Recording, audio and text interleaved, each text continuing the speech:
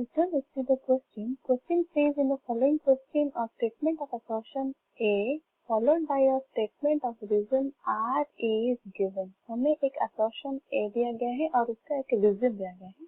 हमें यहाँ पर जो ऑप्शन दिए गए हैं करेक्ट ऑप्शन हमारा कौन सा होगा वो देखना है. assertion हमें दिया गया है the cleavage of carbon oxygen bond in ether takes place under drastic conditions with excess of hydrogen halide.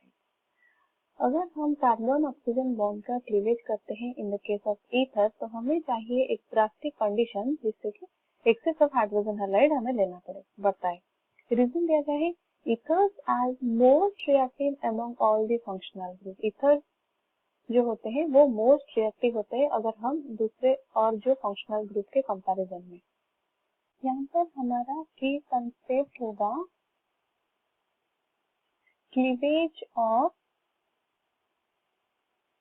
carbon oxygen bond in ether.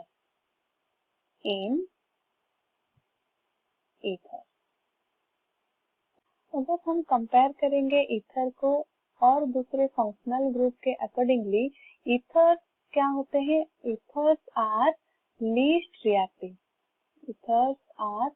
Least reactive among all these functional group.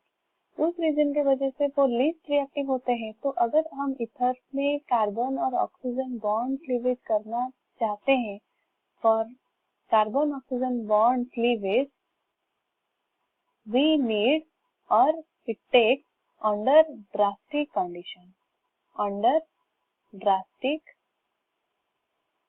Condition और जिसके लिए हमें चाहिए होता है access of hydrogen halide.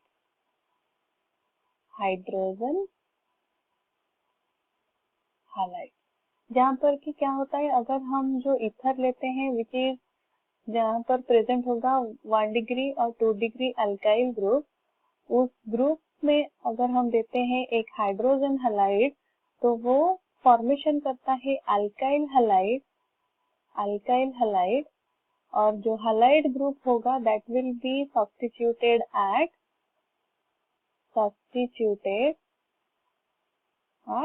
Lower alkyl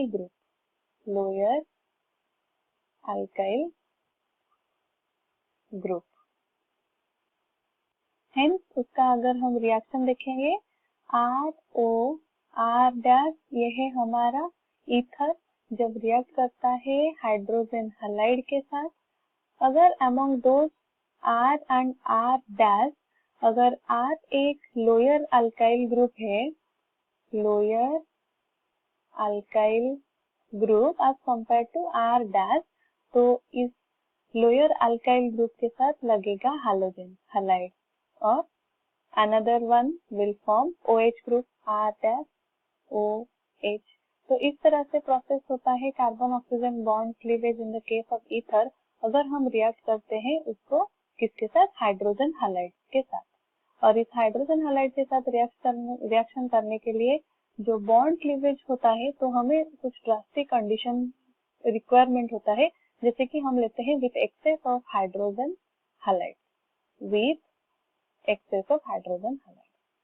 तो हमारा जो assertion दिया गया है that is correct. The cleavage of carbon oxygen bond in ether takes place under drastic condition. This is correct. Reason दिया गया है ethers are the most reactive among all the functional groups. But ethers क्या होते हैं least reactive होते हैं. That means हमारा reason is incorrect.